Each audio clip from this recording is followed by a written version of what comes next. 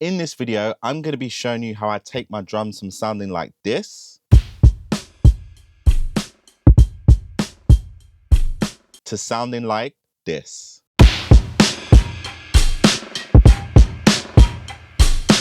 Now, just a word of warning for this video. This is not the video to skip through. Now, I understand YouTube, we just want the information. We just want to skip.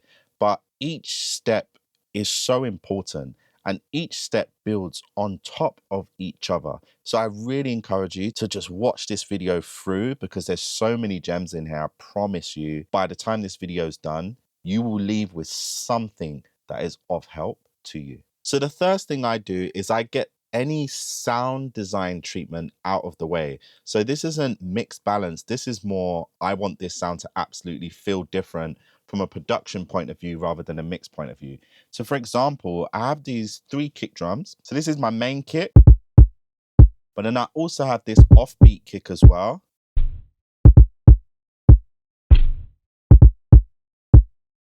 And then I also have this other kick that is accentuating the skip pattern.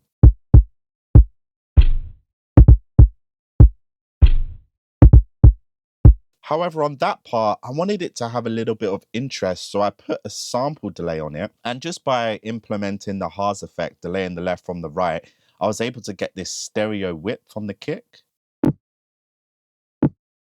versus it was originally pitched down, but I knew I wanted it to be something that just had a little pop on that moment. So I pitched it up and then added the stereo sample delay, and this is what they sound like together.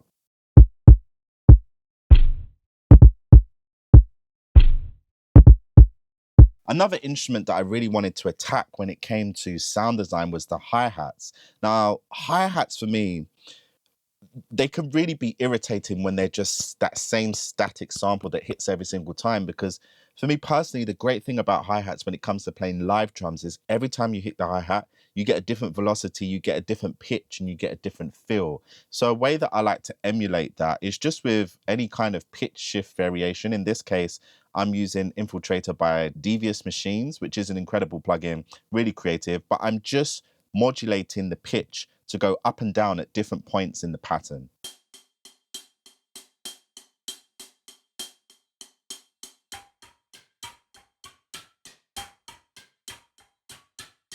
Now on this track, I first originally began with this snare drum, but I wasn't getting enough emotion and feel, so I added a second layer on top.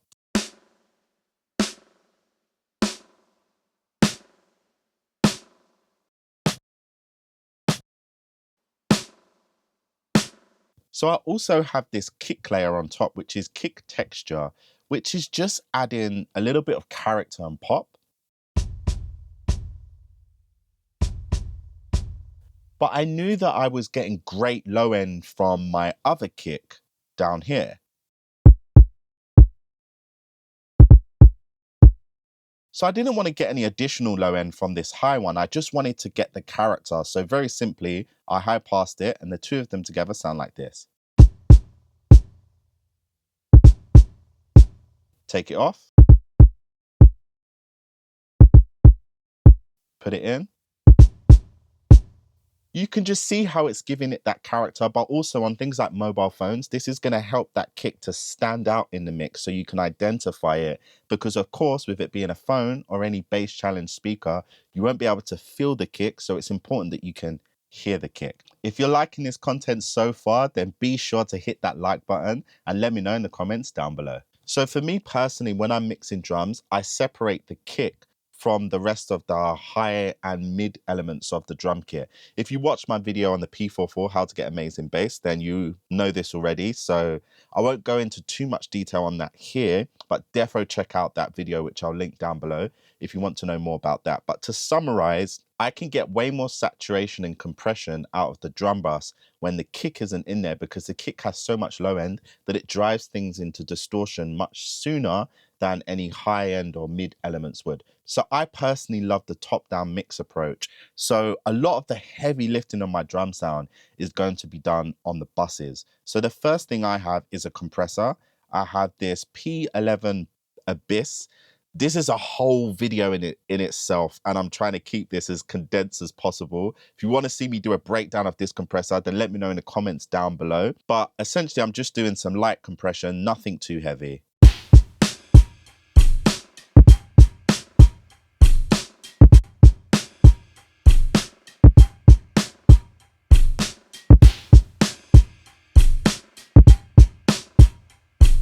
So it's just bringing everything forward a little bit, as well as allowing the balance between the low, mids and the high end to just be a little more leveled. And you can hear how it brings the top end out as well. Now, after that, I then have this transient shaper. Now, you can use any compressor. You can use an SSL compressor, whatever style of compressor. The P11 is just the one I love to use. You can use any transient shaper as well. I just love to use the DS10 just because of habit, probably. There might be others that sound better, but essentially what I'm doing on the entirety of the drum bus is just boosting the attack. So everything just has much more punch and much more snap to it.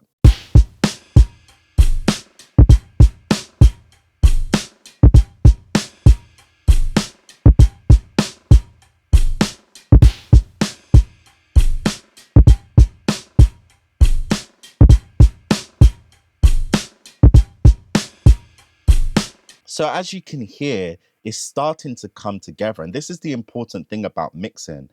We're not looking for instant, quick, bam, bam, bam results from one plugin. All of these incremental steps, we're now building layers of a cake. And then at the end, it's going to taste delicious and we get to eat it. What a terrible analogy. Let's jump into this. Now, you guys know I love the P44 Magnum. This thing is a game changer for me. So by the time this thing gets into the mix, yeah, you know it's about to go crazy. So let's just check out what I'm doing with this. First things first, I'm going to engage the clipper and I'm going to set my ceiling to -8. That's because based on how I level match my mixes, around about -8 on the drums, -6 on the kick and bus, tend to put me in a place where I have enough headroom by the time I get to my master channel.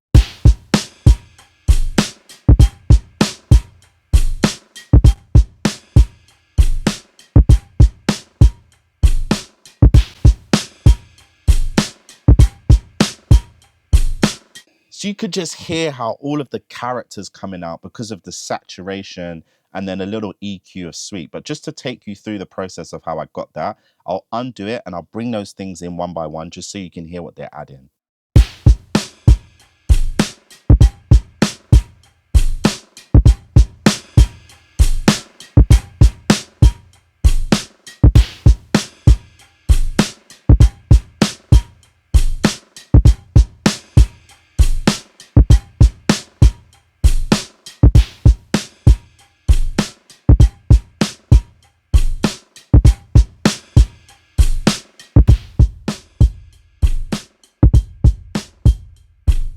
However, I still want my snare to hit even harder than that. And I still want my kick to hit even harder than that. And this is when I'll now go to the individual channel and I'll start adding some clipping. So first thing we're going to do is I want that kick to be taking people's chest out. That thing needs to hit so hard. So I'm going to add the clipper. Bit Crusher built into Logic is actually an incredible clipper. I know people talk about Fruity Loops clipper often, but people don't talk about the Bit Crusher. And I wonder if it's because they don't understand it has an amazing clipper built in. If you change the mode to clip and then simply lower the clip level, this will set your ceiling and then you can just drive your input into it. So I love to set my ceiling for kicks at -6 because once again, I'm thinking ahead about the level matching and I know if I set that to -6, I won't run into a lot of problems when it comes to building up too much distortion and saturation later into the mix. But let's have a listen to the difference that this thing makes.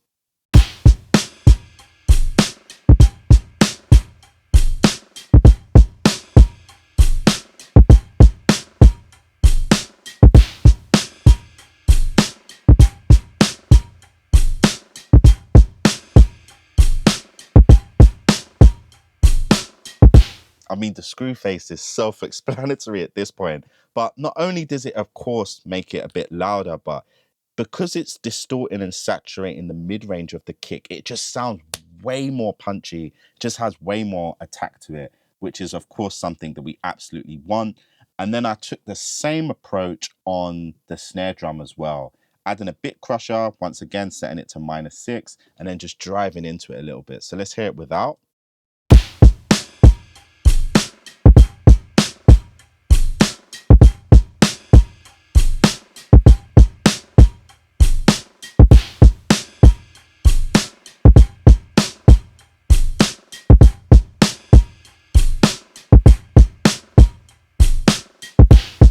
So you could just hear how it's giving it that snap. And to enhance that snap even more, this thing is like the snap engager. Like when it comes to making something just sound a little more pokey and have a little more of a dance or just transient to it, I absolutely love the UAD 160. You can use any 160 to be fair. I think Waves make one, I think Softtube make one. But this style of compressor, DBX 160, is great for just adding snap. Have a listen to this.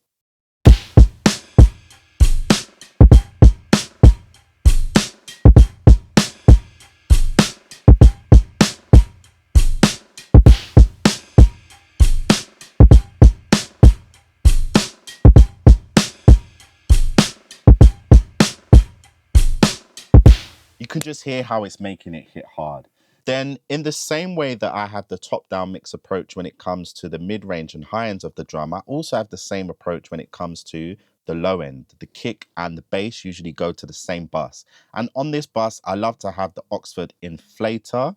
It's like saturation, upward expansion, compression, all combined into one, but it just makes things inflate, just pop out a little bit more. Have a listen to this. This is on the kick drum bus.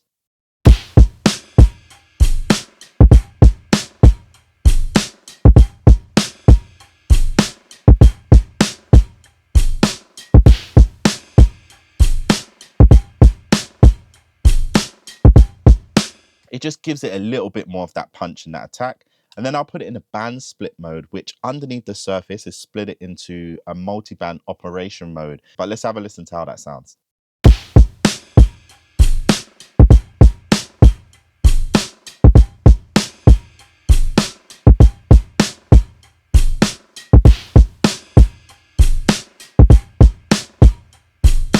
You could just hear how it's got a little more of that punch to it. Now, after this, once again, guess who's back? Just like Slim Shady, it is the P11 Magnum. Now, you're going to notice I love to have clipping on my buses. I'm going to set this thing to -6.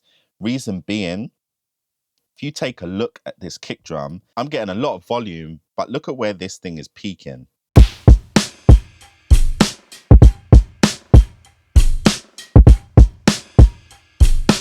It's out of control. And the reason being is I've got these layers of kicks happening. Now, easy way to control that whilst also getting some gnarly saturation, which is going to make it cut through, is just adding a clipper to be like, listen, anything over -6, you are not getting through. You are denied entry. So making sure that stays in place.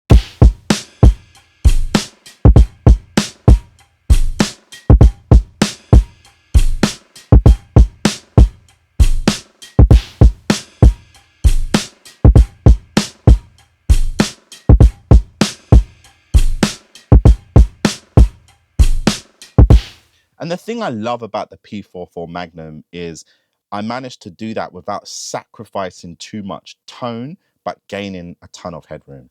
And then I'm just gonna add a little bit of saturation into the mix just to see if we can get it to break up in a nice way.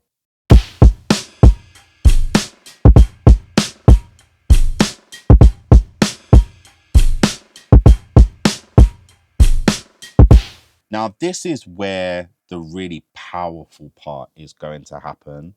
Parallel compressing. Now, before I show you what I'm actually doing, I'm just going to engage it so you can hear what it's doing, and then I'll break it down for you. You ready for this?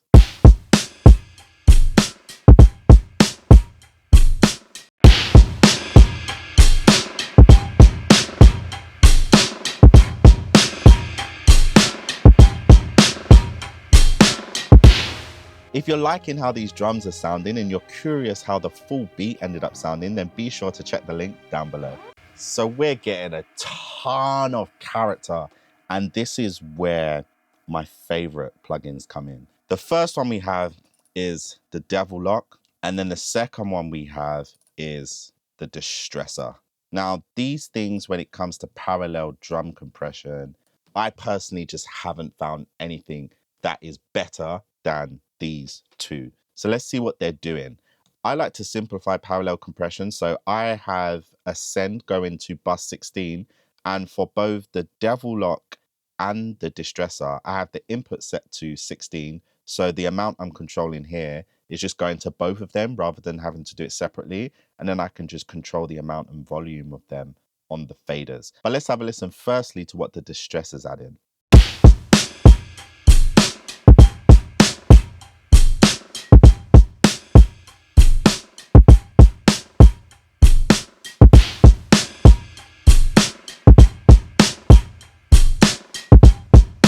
So you can hear it's just bringing out the room, it's bringing out the movement, the excitement, the energy. Now I'm going to mute that and let's have a listen to what the Devil Lock is doing.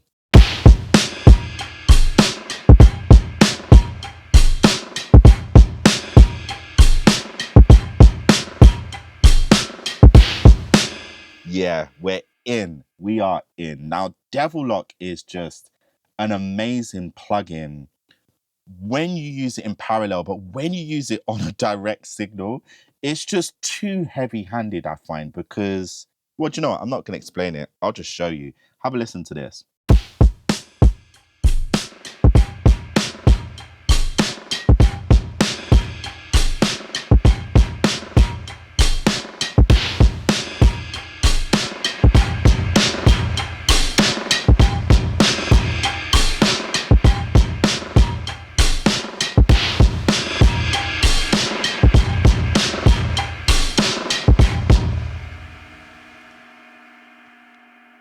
I mean, at this point, I honestly could have made a whole video about this plugin. It really is the star of the show. But when it's directly on a channel, I just find it too much. So I just stick it in parallel. And when you have both the Distressor and the Devil Lock working together, for me, it's just the best of both worlds. Let's have a listen to what those two are adding again.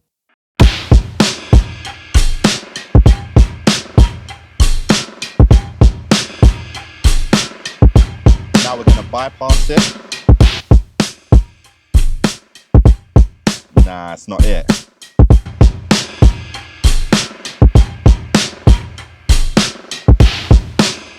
So hopefully something in there was helpful for you. If it was, please do me a favor. Let me know in the comments down below, because the more you engage, the more you let me know that this content is helpful and that you like it, the more motivated and encouraged I am to continue putting these hours into sharing this content with you. And don't forget, if you like this content, be sure to hit the like button, subscribe, and hopefully I'll see you again next time.